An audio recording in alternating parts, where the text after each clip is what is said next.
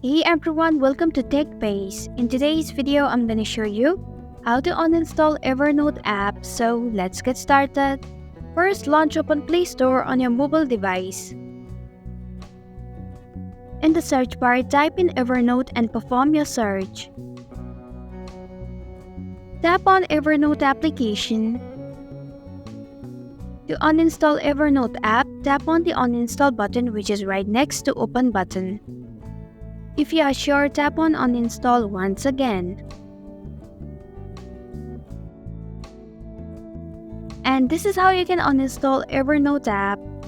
Thanks for watching TechBase. If you like this video, hit the like button and drop a comment with any questions or feedback.